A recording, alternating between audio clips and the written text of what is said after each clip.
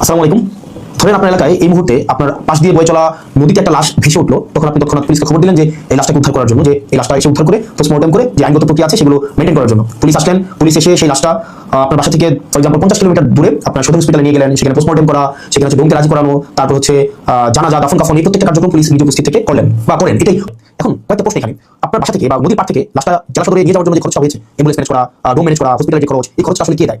এই খরচটা দেয় হচ্ছে সেখানে নিয়োজিত যিনি দায়িত্বপ্রাপ্ত এসআই কনস্টেবল বা যিনি যান, পুলিশের যে সদস্য যান, তাকেই কিন্তু এই খরচা বহন করতে হয়। যে 10-15 হাজার টাকা খরচ হয় তাকেই এই খরচা বহন করতে হয়। যদিও সরকারি নিয়ম আছে যে এই খরচটা ফেরত দেওয়া হয়, কিন্তু যেই টাকা খরচ হয় আর যে টাকা ফেরত দেওয়া হয়, ফর এক্সাম্পল 10,000 টাকা যদি খরচ হয় সেখানে ফেরত দেওয়া হয় 500, 1,000, 2,000 টাকা। তো এই পুরো খরচটা কিন্তু পুলিশকেই বহন করতে হয়।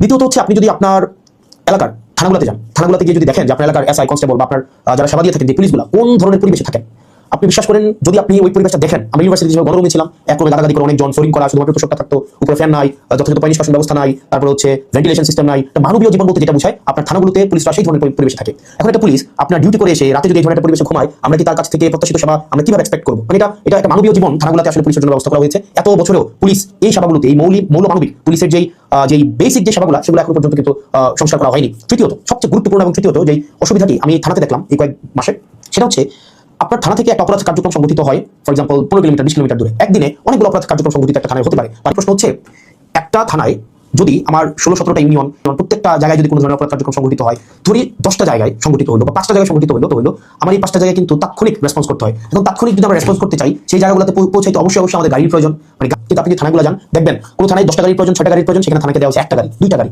এখন পুলিশ তার বাসায় বসে থাকে না, আপনি কল দিলেন যেখানে ঝামেলা হয়েছে, মানুষ পুলিশ কিন্তু আসতে হয়। তাহলে পুলিশ কিভাবে আসে? পুলিশ দেখা যায় এটা ভ্যান ভাড়া করে, একটা অটো ভাড়া করে, ওই যে ভাড়ার টাকাটা, এই ভাড়ার টাকাটাও কিন্তু পুলিশের পকেট থেকে দিতে হয়। দ্বিতীয়ত, এই যে ভাড়া করে যাওয়া আসা, তার যে সময় নষ্ট হয়, সেক্ষেত্রে দেখা যায় যারা অপরাধ সংঘটিত করে তারা কিন্তু ইতিমধ্যেই সেই জায়গা থেকে চলে যায় এবং আমরা সেবা বঞ্চিত হই। সেজন্য আপনি যদি পুলিশকে যুগোপযোগী করতে চান, পুলিশকে যদি আপনি হচ্ছে তার সেবা তাৎক্ষণিক জনগণের কাছে পৌঁছাইতে চান, অবশ্যই তার ট্রান্সপোর্টেশন ব্যবস্থাটা অবশ্যই যথাযথভাবে করতে হবে। আপনি পুলিশকে ট্রান্সপোর্টেশনের গাড়ি দিবেন না। গাড়ি বলতে এখানে একটা পুলিশকে একটা গাড়িটা বোঝানো হয় নাই, একটা কাভার্ড ভ্যান দেন, একটা 10টা পুলিশ একসাথে মুভ করতে পারে।